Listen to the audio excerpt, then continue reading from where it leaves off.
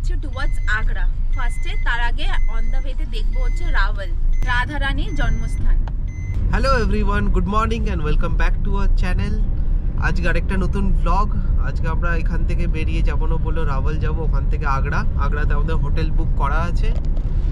তারপরে দেখা যাক ওখানে পৌঁছানোর পর যদি হাতে সময় থাকে তাহলে আশেপাশে কিছু ঘোরা যাক।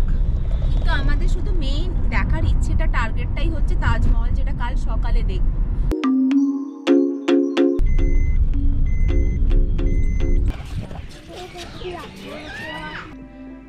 ফাইনালি আমরা এসে পৌঁছালাম রাওয়াল, রাধা রানীর জন্মস্থান। এটা আসলে বলা হয় রাধা রানীর নানির বাড়ি, মানে দিদার বাড়ি। কত টিয়া পোপা। রাধা রানীর মা যখন এখানে এসেছিলেন তারপরে এই রাধা রানীর জন্ম এখানে হয়। আমরা চারপাশটা ঘুরে দেখছিলাম, তারপরে মন্দিরের একজন বললেন যে সিঁড়ি দিয়ে ওপরে যান, ওপর থেকে খুব ভালো লাগবে দেখতে চারিপাশটা। ওপরে যেতে গিয়ে সুন্দর একটা ছোট্ট দরজা চোখে পড়ে। বারসানা হচ্ছে রাধা রানীর বাবার বাড়ি, ওখানেই রাধা রানী বড় হন, কিন্তু জন্ম হয় এখানে রাওয়াল। ছাদের থেকে আরো দূর দূর অবধি দেখা যাচ্ছে, চারিদিকেই খোলা মাঠ আর এই একটা সুন্দর পুকুর পাড়, যেটা দেখেও খুব ভালো লাগলো। আর তার সঙ্গে শীতল হাওয়ার অনুভূতি। এই মন্দিরের চারিপাশটা খুব শান্ত পরিবেশ, আর শুধু শোনা যাচ্ছে কিছু পাখির কিচিরমিচির। ক্যামেরাতে কতটা দেখা যাচ্ছে জানি না, কতগুলো উড়ছে উড়ছে, ওই দেখ উড়ছে, সব খেলা করছে ওখানে, ভর্তি টিয়া পাখি। এই গাছে পুরো ভর্তি আছে, ক্যামেরাতে দেখা যাবে না, সবুজে সবুজে মিশে আছে, ওগুলো হয়তো দেখা যাবে। ওই দেখ। তারপর আমরা নিচে নেমে একটু যাই এই পুকুর পাড়টার সামনে। পুকুর পাড়টা এতটাই সুন্দর আর এত সুন্দরভাবে বাঁধানো, বেশ ভালো লাগলো। খুব সুন্দর একটা সকাল কাটালাম রাওয়ালে। তারপর আমরা দেখতে দেখতে পৌঁছে গেলাম আগ্রা। হোটেলে পৌঁছে একটু ফ্রেশন আপ হয়ে আমরা হোটেলের রুফটপ রেস্টুরেন্টে লাঞ্চ করতে যাই। এখান থেকে ওই যে তাজমহল দেখা যাচ্ছে। শীতকালের দুপুর আর হালকা রোদ, আর ছাদে বসে লাঞ্চ করতে আমাদের খুব মজা লেগেছে। এই আমরা বসেছি লাঞ্চ করতে, এখন বাজে 1:30টা। ডিম কারি, রাইস এন্ড সালাদ। এটা হচ্ছে জমিয়ে খাওয়া নাকি? হ্যাঁ। লাঞ্চ করে উঠে একটু রেস্ট নিয়ে তিনজন মিলে আবার বেরিয়ে পড়লাম আগ্রা ফোর্ট দেখতে। আমরা এলাম এখন আগ্রা ফোর্ট দেখতে, আমি, বাবা আর অনিশ। মা একটু বাড়িতে থাকলো, মা পারছে না রেস্ট নেওয়ার জন্যে। ওদিকে ওর টিকিট কাটতে গেছে, ওদিকে টিকিট ঘর আছে। এখন বাজে হচ্ছে 3:45। 40 টাকা করে টিকিট, আর এক একজনের 10 টাকা করে কিছু একটা, ওই রোড ডেভেলপমেন্ট ফি কিছু একটা, টোটাল 50 টাকা করে টিকিট। আগ্রা ফোর্ট টিভিতে, সিনেমাতে দেখেছি, আজ সামনে থেকে দেখে ভাবছি কতটাই না বিশাল। চলো। আমাদের গোপ্রোর হ্যান্ডেলটা চেক করে তলায় একটা জাস্ট ট্রাইপড ছিল, শুধু ওই পার্টটাকে বললো রেখে আসতে। দেখে এসছিস, তার চিরকুটটা রাখ। চিরকুট রেখে নিয়েছি। এবার টিকিট চেক করে আমাদেরকে এক এক করে ভেতরে প্রবেশ করতে দিচ্ছে। আসলে শীতকালের দুপুর, বেশ ভালো ভিড় আছে।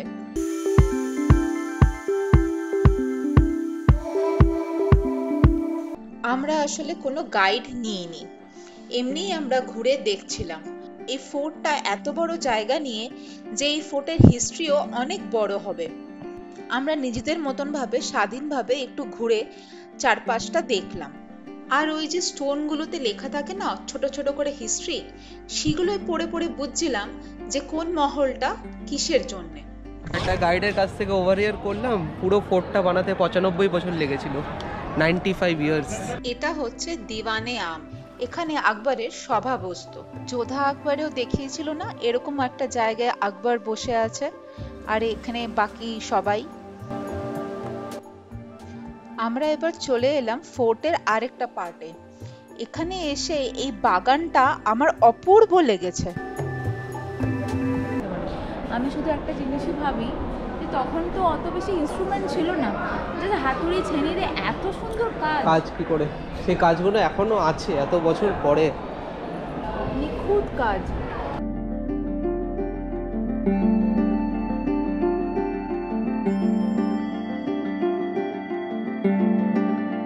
এটা হলো জাহাঙ্গীরের বাথটব। যেমনি ছিল বাথটবটা দেখতে উঁচু, আর তেমনি কতটাই না ওজন হবে। বেশ ভালোভাবে ঘুরে দেখা শেষ হলো আমাদের আগ্রা ফোর্ট। ফোর্ট থেকে হোটেলে ফিরে গিয়ে তারপর আমরা দুজনে মিলে আবার বেরিয়ে এই একটা ছোট্ট ক্যাফেতে আসি, which is run by specially abled people। আমরা ওখান থেকে নিয়ে আসি ফ্রেঞ্চ ফ্রাইজ অ্যান্ড কিছু কুকিজ। এসে বাবা মায়ের সাথে হোটেলে বসে জমিয়ে আড্ডা দিতে দিতে আমরা এই ফ্রেঞ্চ ফ্রাইজ আর চা খাওয়া হয়। পাতি কথায় আলু ভাজা পার্টি চলছে, আর আমরা চারজনে বসে আড্ডা মারছি একসাথে। এখানে সেরকম কিছু আর ঘুরতে যাওয়ার কোনো প্ল্যান নেই, ওই ফোর্টটা দেখে এলাম, আর কাল সকালে যাব হচ্ছে তাজমহল দেখতে। সকাল সকাল রেডি হয়ে 29শে ফেব্রুয়ারি আমরা বেরিয়ে পড়েছি তাজমহল দেখার জন্য।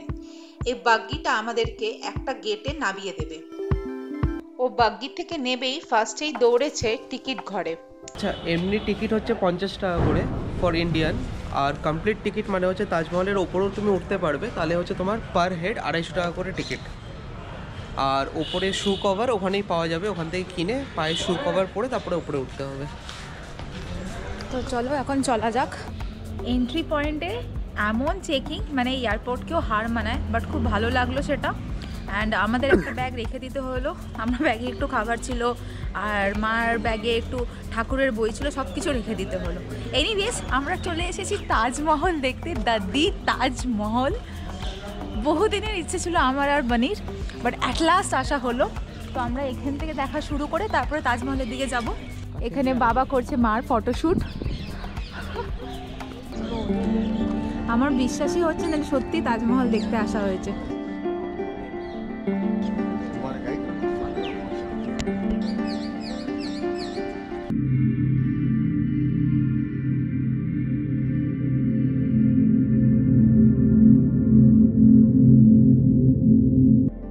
ফাইনালি যখন চোখের সামনে তাকে দেখতে পাওয়া, one of the 7 wonders of the world, the Taj Mahal, কিছুক্ষণের জন্য যেন থমকে গেছিলাম। ছবিতে দেখেছি, ভিডিওতে দেখেছি, কিন্তু চোখের সামনে দেখে এটা যেন একটা ম্যাজেস্টিক বিউটি ছিল।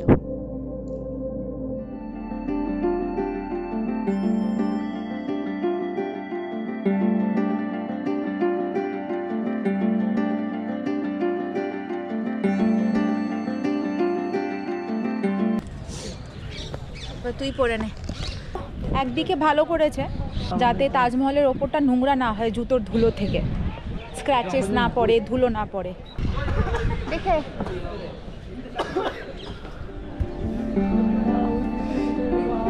ওপরটায় আসার পরে আরো যেন ভালো লাগছিল। আর মা বাবা যখন অনেক আগে এসেছিল আর আমি তখন অনেক ছোট ছিলাম, সেই গল্পগুলো বলছিল। ছোট থাকার কারণে কিছুই আমার মনে নেই। শুধু আমি একা নয়, অনিশও অনেক ছোটবেলায় এসেছিল, কিন্তু ওরও কিছু মনে নেই। তাই বলতে গেলে আমাদের দুজনের জন্যই তাজমহলকে প্রথমবার দেখা। আমার খালি মনে হচ্ছে যে এই অ্যাঙ্গেল থেকে নিই, ওই অ্যাঙ্গেল থেকে নিই, বোধহয় বেশি ভালো করে ক্যাপচার করতে পারবো, কিন্তু আমি জানি সেটা সম্ভবই না। এটা এতটাই ম্যাজিক্যাল। আমাদের মনে হচ্ছে এখানে ঘন্টার পর ঘন্টা বসে থাকি শুধু। এটা কত বক।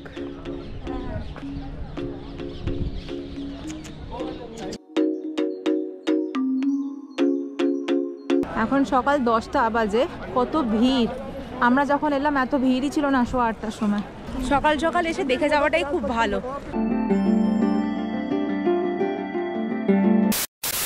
বিকালবেলায় আমরা এসে গেলাম শ্রী খাটু শ্যামজির মন্দিরে। এটা আমাদের হোটেলের একদমই কাছে ছিল, তাই ভাবলাম হোটেলে বসে না থেকে একটু ঘুরে আসা যাক।